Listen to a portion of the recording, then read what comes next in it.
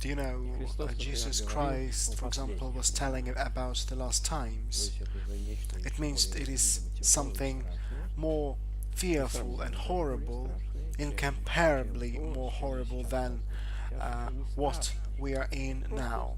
It's not horrible currently, it's hard now, but these are different categories. Jesus Christ, when telling about fearful things, predicting the end of the human history, he was he was telling, he was addressing the Christians.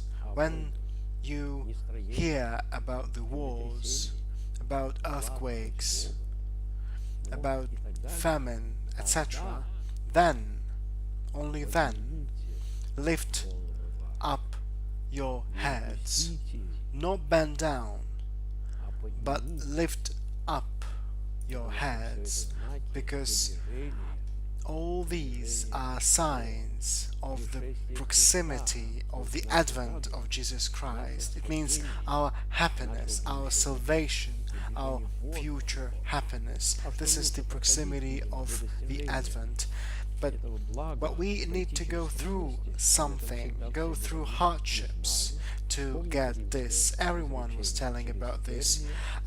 Remember the Roman saying, through hardships to stars, ad aspera ad astra, and the whole basis of our Christian life stands upon a scale. So I stand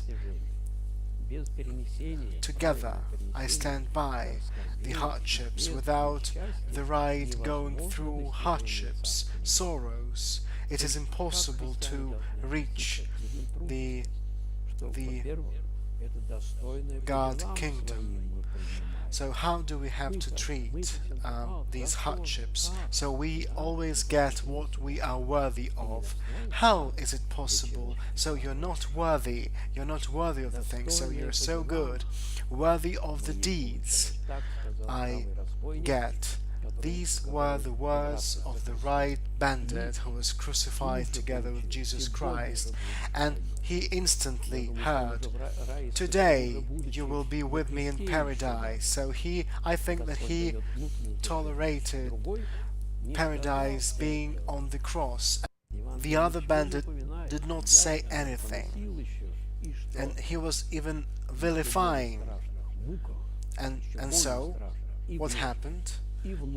So he, in the biggest tortures, he endured these sorrows. So when we encounter such circumstances, we instantly have to remember the crucified Jesus Christ and two bandits. So and decide which cross do we prefer, the left one or the right one.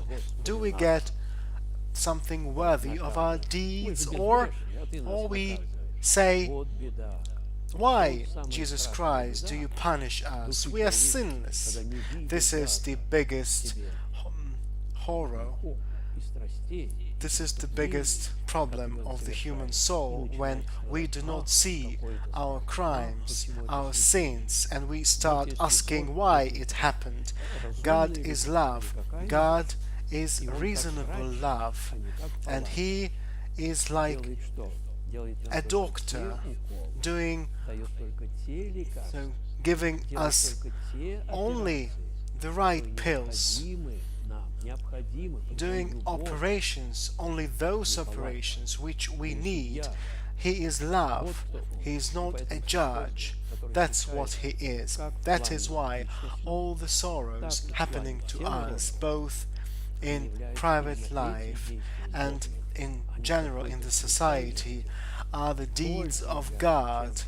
They are only the deeds of God, and they are our pills, our remedy. That is why when we encounter this, the Christians have to say, "Lift up your heads, not bend them down." And what do we see in the gospel? The people, the pagans, those people who do not have this Christian worldview,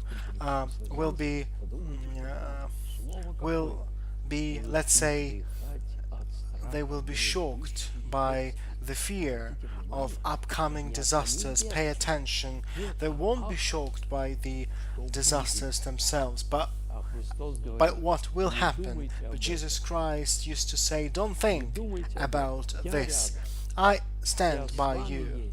I am with you up to the end of the times, and you must know that I will not let anyone suffer without dire needs, and he will not do anything redundant saving a human being.